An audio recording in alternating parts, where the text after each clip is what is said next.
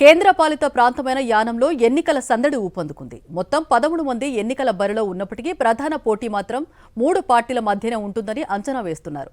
విజయంపై 3 పార్టీల నేతలు తమదైన ధీమా వ్యక్తం చేస్తున్నారు.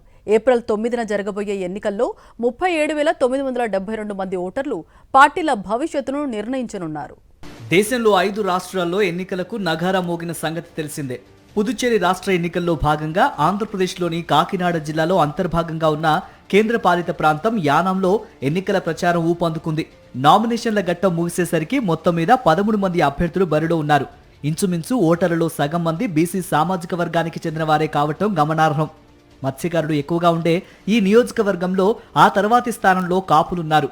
ఈసారి ఎన్నికల్లో తమిళనాడు సూపర్ స్టార్ విజయ్ స్థాపించిన టీవీకే పార్టీ అభ్యర్థిగా ప్రముఖ వ్యాపారవేత్త తోట రాజు పోటీ చేస్తున్నారు.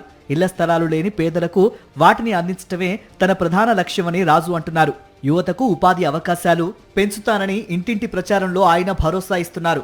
ఎన్ని శక్తులు ఎదురొచ్చినా తన గెలుపు ఖాయమని ఆయన ధీమా వ్యక్తం చేస్తున్నారు. ప్రజలు సైలెంట్ ఓటేస్తారు, ఖచ్చితంగా సైలెంట్ ఓటేసి విజయ దళపతి గారిని బలపరుస్తారు.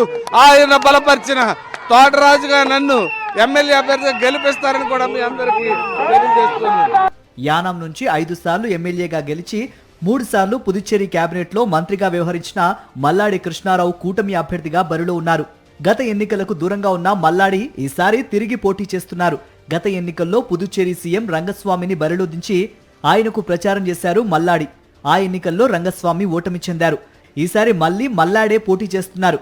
తన ప్రత్యర్థి కాంగ్రెస్ అభ్యర్థి ఎంత డబ్బు ఖర్చు చేసినా ప్రజలు తననే గెలిపిస్తారని, లేని పక్షంలో తాను తన పేరు మార్చుకుంటానని ఎన్ఆర్ కాంగ్రెస్ అభ్యర్థి మల్లాడి కృష్ణారావు సంచలన సవాల్ విసిరారు. మే 4వ తారీఖున మధ్యాహ్నం 2 గంటలకి, పొద్దున్న 10 గంటలకే తెలిసిపోతుంది. ఫస్ట్ బూత్ తీసిన గంటే తెలిసిపోతుంది.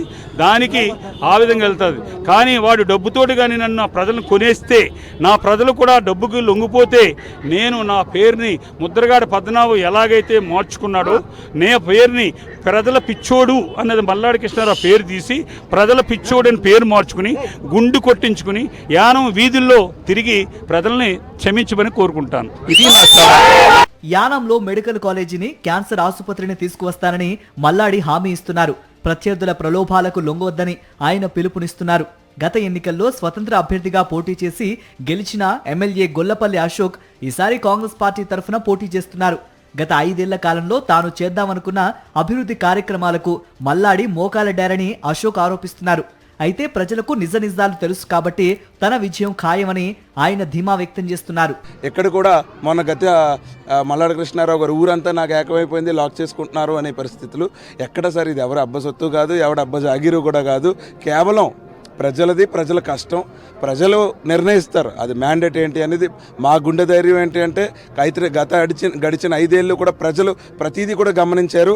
ఈసారి ఆ మ్యాండేట్ బాక్సులు బద్దలేసిపోతాయని చెప్పి అనుకుంటున్నాం. మరి ముక్కోనపు పోటీ అనివార్యమైన ప్రధాన పోటీ మాత్రం మల్లాడి గొల్లపల్లి మధ్యనే ఉండొచ్చని విశ్లేషకులు భావిస్తున్నారు. అయితే సైలెంట్ ఓటింగ్తో తాను సంచలన విజేతగా అవతరిస్తానని విజయ్ పార్టీ అభ్యర్థి తోట రాజు నమ్ముతున్నారు. అంతిమ విజేత ఎవరనేది మే 4న తేలనుంది.